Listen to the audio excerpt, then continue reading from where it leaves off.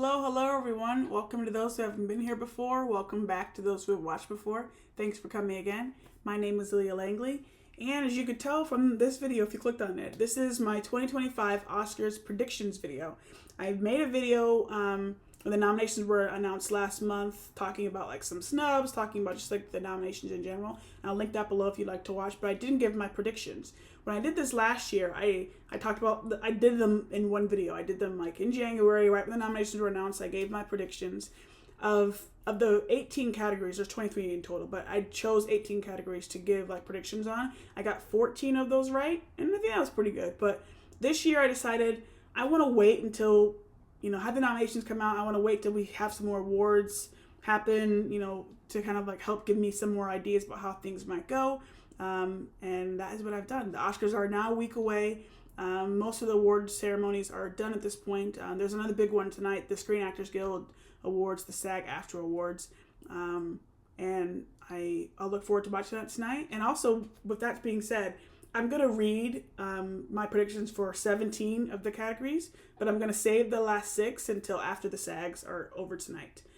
Just to kind of, let's see if anything else happens there that I don't necessarily... I already have my predictions, but if anything happens, then we might need to adjust them. But I think these 17 that I have are probably pretty set in stone here. And we will see how it goes with the Oscars next week. So let's jump right in. The first 4 I'm going to go over, I don't necessarily have like... These are some of the ones I skipped last year. I don't necessarily have like a strong feeling one way or the other to them. I haven't seen. I don't think I've seen any of these films in these first 4 categories I'm about to go over. And I picked them to win because I've like heard about them, or I've seen people talk about them on film Twitter, or like just random bits that said, okay, this is probably going to be the one. So yeah, let's go over these 4. First up I have is animated short film. I have predicted Magic Candies. Next we have live action short film. I've predicted Anjua. Documentary short film, I have I Am Ready Warden. And finally, documentary feature film, I have predicted Porcelain War. Just something quick on the documentary feature film nominees. I'm not a big documentary watcher, but I do like to, when good ones come around, I like to give them a watch. And I've heard great things about all of these nominees, so hopefully at some point I get to watch these films, or at least some of the films, soon. So that's my first 4 kind of predictions. Next up here, some of these are ones that have won some awards up to this point, and I just wouldn't be surprised if they came to the Oscars, checked another box, and walked home with the golden statue. So first up here is visual effects. I'm picking Dune Part 2. The team won the Oscar for the first movie as well. I wouldn't be surprised if they, give another one. The nominees here, Alien Romulus, I haven't seen that, but I've heard that one's great. Better Man, Dune Part 2, obviously, Kingdom of the Planet of the Apes, and Wicked. All great VFX. Obviously, they're here nominated for a reason, but I do think that Dune Part 2 will get the win. They've been getting quite a few already. Sound, I also am going for Dune Part 2 here. I believe as well they won the Oscar last time. I can double check on that. Dune, by the way, Dune had a lot more. I think it had 10 nominations for the 2021 film, whereas this year it has maybe 4, maybe 6. It's 4 or 6. I can't remember which one. So a lot fewer, but I do think that they are going to walk away with the sound win for this one as well. All right, film editing. Interesting. I usually don't think about film editing this much, but I do think that it's going to go to Sean Baker for his work on Anora. And I think that because I think that Anora is quite beloved by the Academy, and I think we'll talk about some of the bigger end of the ceremony awards soon, but I think that Sean Baker is in for a good night. Makeup and hairstyling, I'm going with The Substance. I have for my why here, I have, did you see the movie? Obviously all these nominees here are, even in general, anyone who's nominated, obviously you get somewhere, but I do feel like The Substance, like, I can't, I'm thinking about like what they did to Demi Moore's body and what they did to that, like the monster at the end and all these like crazy things. They just like absolutely killed it, and they've won some things already, and I wouldn't be surprised again if they get another one, or not another one, but get the last kind of award of the season. Costume design, I'm going with Wicked, Paul Tazewell. He's won a couple things already. He's been making little videos and things like that about talking about the costumes, which has been nice. I've seen a couple of those, but I think Wicked will get a win here. As well as for production design, I've gone with Wicked again. They've won a few things already, and they actually made a lot of the sets, which I think was really cool to do, which they didn't have to do necessarily, but very, very cool, huge type movies like that. All right, next here I have music original song. I've picked El Mal from Emilia Perez. They've won a few things already, but I think that another possibility here could be The Journey from Diane Warren for the 688. The Academy, Diane Warren has been nominated for the Oscar quite a few times. She's never won. And the Academy sometimes likes to be like a friendship club, or they like to give legacy awards. So I feel like for that reason, you could never really rule Diane Warren out, especially when you add on all this Emilia Perez controversy. But I don't know. I think it could go either way, but I do think that El Mal has been winning some things already. And I wouldn't be surprised if they, if they can still eke out this win. For original score, music original score, I have The Brutalist. Just a beautiful score, as are these movies, great scores. But The Brutalist, I think, is another one of those films that I was talking about Norla, but I think that the Academy likes The Brutalist quite a lot. And it's just a beautiful score. Something I want to note here, Hans Zimmer's score for Dune Part 2 was ineligible this year because it used some of the score from Dune, which actually won an Oscar for the movie a couple years ago. So it was not able to compete in this for the Oscar this year. But that score also was excellent, but unfortunately he wasn't able to be nominated. But I do think, The Brutalist is going to get this one, I believe. All right, international feature film. I have picked Emilia Perez. For me, it's in between Emilia Perez and Anda Estoy Aquí, which is I'm Still Here. Emilia Perez has the most nominations at the Oscars this year with 13, despite all its controversy even leading up to the nominations and all these things. And now even more when you talk about the lead acting nominee, Carla Sofia Gascon, and all her stuff that's come out. I think some of their chances have been cut short, or that they maybe could have had that they would have been successful in. But I do think that they still probably will be successful here. But I have seen more people talking about Anda Estoy Aquí. Again, I'm Still Here in English. And, you never know. So I wouldn't be surprised if they walk away with the win. I'd be very happy if they did. That'd be my preference personally.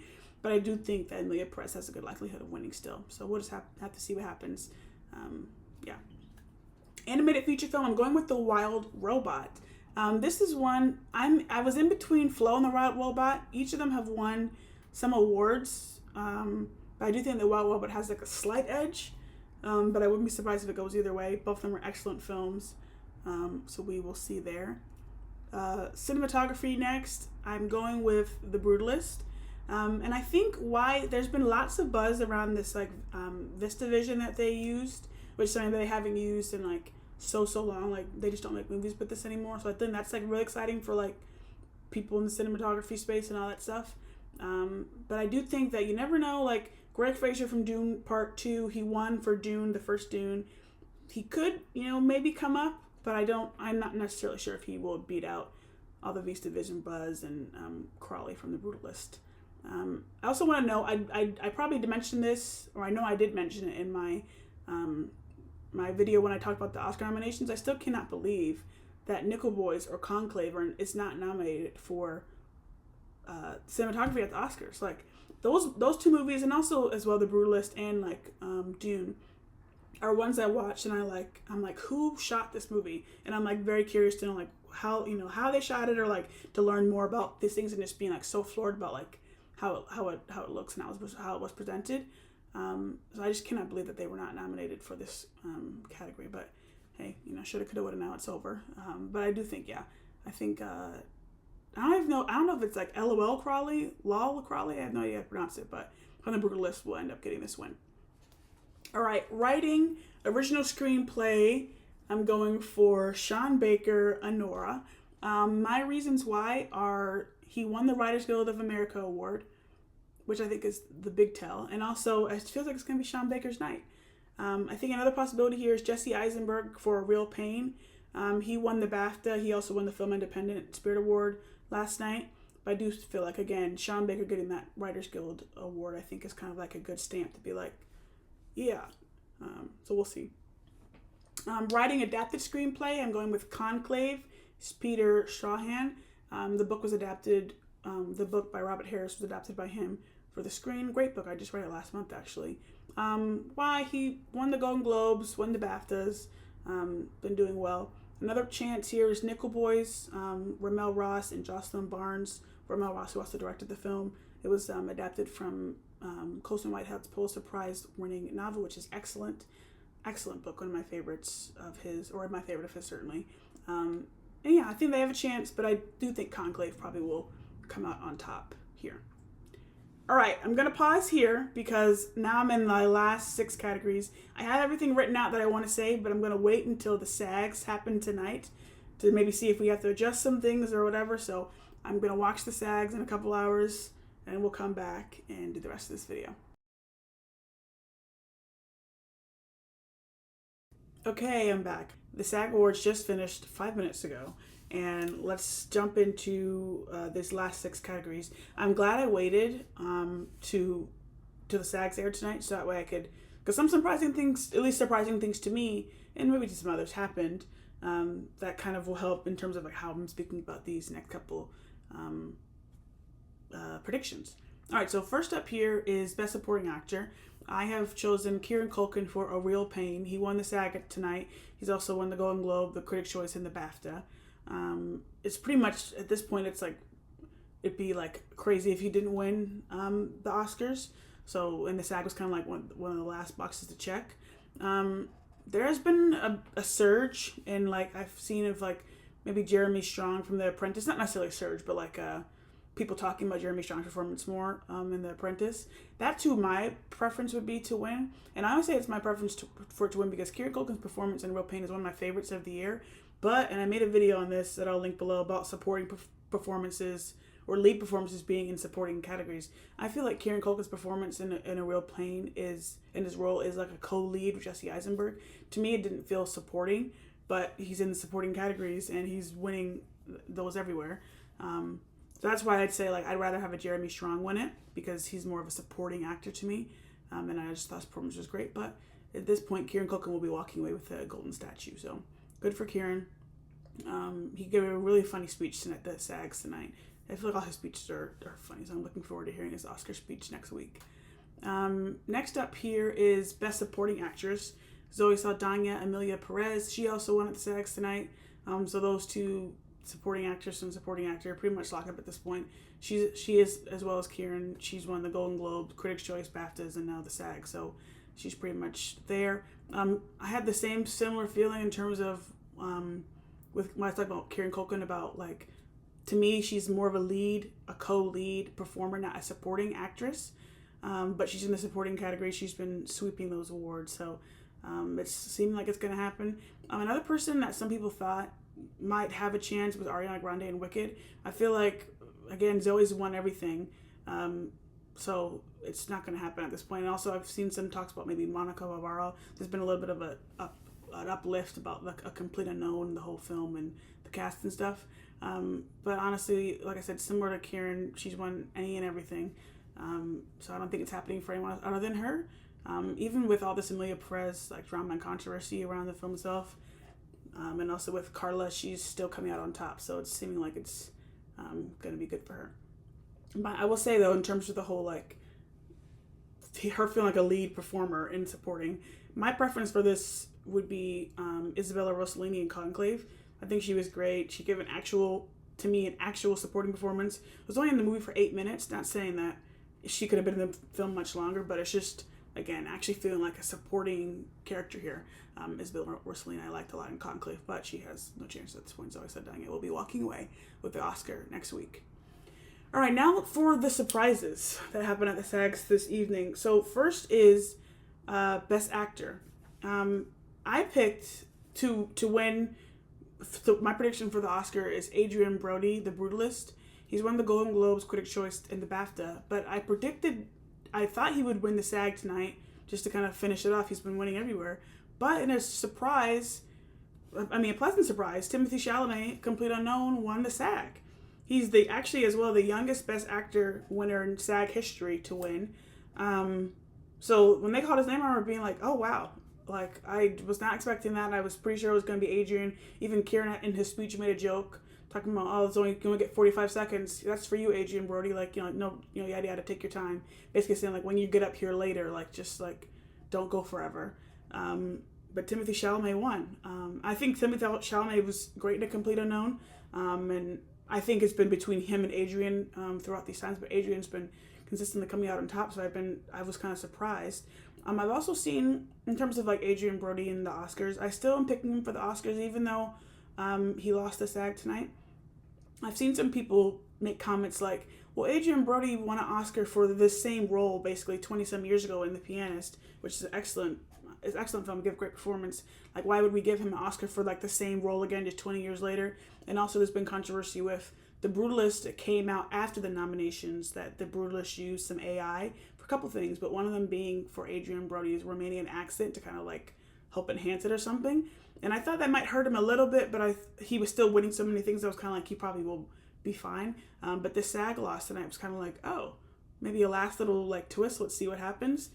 I still think he's going to win it, but I mean, I'd be happy if Timothée won it. I think he's a great actor. I think he was great in Complete Unknown. I think he's great in so many things. But yeah, I'm still going with Adrian, but that was like not something I was expecting at all this evening. But still, like I said, a pleasant surprise. All right, Best Actress. This is another kind of, not necessarily a surprise, but this was the category I was like really focused on through the SAG. So I was kind of like, this is going to be the thing that's going to maybe like give us more of a hint for like what's going to happen. My prediction for the Oscars is Mikey Madison for Anora. She won the BAFTAs and she also won the Film Independent Spirit Awards yesterday. But she lost the SAG tonight. She lost it to Demi Moore, who's won the Critics' Choice, won the Golden Globe, and has now won the SAG. I think for Best Actress at this point, it's kind of like a three-person race. It's Fernanda Torres for Anda Estoy Aquí or I'm Still Here. I think she's out of it at this point, but then it's also Mikey Madison, and Fernanda Torres wasn't nominated for the SAG, but which because it's in a United States films and all these things. Anyways, so I think it's between Fernanda Torres, Demi Moore, and Mikey Madison. And tonight was gonna kind of tell me, okay, like maybe between Demi and Mikey, like who's gonna maybe eke it out here. So Demi Moore won for The Substance, which she gave great performance in The Substance, all these things. Like I said, she's won a couple awards before. I was really pulling for Mikey Madison. But with all this Lily Gladstone was there, was presenting an award with Michelle Yeoh. She presented Timothée Chalamet his award.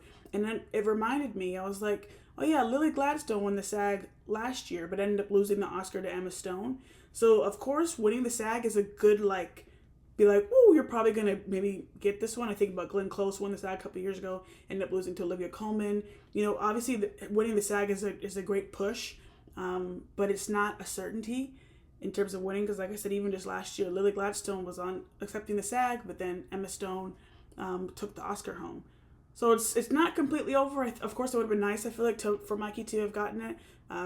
Anora is my favorite film of the year, and all these things. But yeah, so I think I'm gonna go with Mikey. I'm gonna stick to my guns and say I think Mikey Madison will win the Oscar. I hope she'll win the Oscar. But I do feel like, again, talking about how the Academy sometimes is like friendship club, or they like to give legacy awards. I'm not trying to say like Demi Moore's performance wasn't amazing. She was exceptional. But sometimes they do, like, in the past we've seen them like, want to give legacy awards or friendship awards type things. And they like want to vote for their friends, want to see their friends do well. So that might also help Demi Moore eke out a win. And again, like I said, she was incredible. So even if there wasn't that at all, she's absolutely phenomenal in that role. But yeah, that's my thoughts. Like I said, I'm sticking with Mikey Madison from Anora, but we'll see next week here what happens. All right, final two categories. Best Director, my prediction here is Sean Baker for Anora. Why I'm going with Sean Baker for Anora is, honestly, the Directors Guild win. And I want to say this as well. This is a fact. Since 2000, only 3 Directors Guild Award winners who were also nominated at the Oscars failed to secure a victory at the Academy. Ang Lee for Crouching Tiger, Hidden Dragon, Rob Marshall for Chicago, and Sam Mendes for 1917. There's also note that Ben Affleck won the DGA for Argo, but then he wasn't nominated for the Oscar, so he technically is not on this list. But that's like a pretty good odds in the past 25 years that you win the Directors Guild you likely will walk away with the Best Director Oscar. I feel like before the DGA, Brady Corbet was the front runner. He won the Golden Globe. He also won the BAFTA. And he was the front runner for a while, but I feel like that stamp from the DGA is kind of like, okay, this is looking good for Sean Baker, for Nora. So we'll see here. I really think it's between Sean Baker and Brady Corbet, but I do think Sean will come away with the win. All right, finally here, the one for all the marbles. I'm trying to do like a drum roll. My Best Picture prediction is Nora. We have producers Alex Coco, Samantha Kwan, and Sean Baker. And my big reason why is Producers Guild win, Directors Guild of America win, Directors Guild Award win, Writers Guild win, and also Critics' Choice wins. Also, they won the Film Independent Spirit Award for Best Picture. They didn't win the ensemble cast at the SAG tonight. That went to Conclave. But I think those wins, which I will say, the PGA, the DGA, and the Critics' Choice all came in the same weekend. That was quite the weekend for Nora. And also, they did win the Palme d'Or at Cannes Film Festival this summer, which I feel like you can never count a Palme d'Or winner out. I remember Nora walked away with no Golden Globe wins. I remember after that, some people were saying like, "Oh, well, Nora, their ship might be tanked already, yada yada." And I remember Nora, like I said, is my favorite film of the year, and all these things. I always say to people, like, you can't count Palme d'Or winner out just yet. And then also in that weekend when they won the Critics' Choice first, and then it was the Directors Guild and the Producers Guild, which the Directors Guild and Producers Guild were in the same night. Sean Baker won the Directors Guild and then like gave a speech and then went over to the Producers Guild to get the last award that ended up going to him and his fellow producers and stuff. It's looking good for Nora. I think this whole of the nominees we've had, I think the only people who really had a shot were Nora, Conclave, Emilia Perez, and what's the other one? And The Brutalist. I think those were pretty much the only ones that had pretty much a shot. The Brutalist was a bit of a front runner up to these points until, again, some of these Producers Guild, Writers Guild, all these things went to Nora. But I think that they're gonna come out with a win. I mean, we never know. That's my prediction. That's my strong prediction. If it wouldn't go to them, I think I'd probably say second, maybe The Brutalist. But I think as well with some of this AI controversy that might inhibit them a little bit or hurt them. And also a little fact on Nora and like their likelihood to win the Best Picture. Brokeback Mountain is the only movie to win the PGA, DGA, and WGA, but not win Best Picture. The only one ever. So it winning all those is a very, very good sign that it's gonna do well at the Oscars. And that's also another reason why I feel like maybe Mikey Madison might eke out, maybe Sean Baker and all these things. So I don't know. This is what I'm feeling. We will see what happens. Like I said, the Oscars are next week. These are my predictions. I'm locking them in now. And we look forward to watching the Oscars in a week's time and going over, and I'll do like a follow-up or something after the Oscars are over, see how I did on my predictions and that. But yeah, that's where I'm at. So send me your predictions if you'd like. Drop them in the comments below. Do what you got to do. We'll talk about these things. That we have a week left. Like I said earlier in the video, or I might have said, I don't know if I did, but on Twitter sometimes, if you follow me there, you would have seen some of my little thoughts about some of these movies before. So if you want to follow me there, feel free to follow me there while I talk about these things until the next coming week, until the Oscars hit. But yeah, award season is wrapping up. Look forward to seeing you guys in the next one. Thanks so much for watching. Goodbye.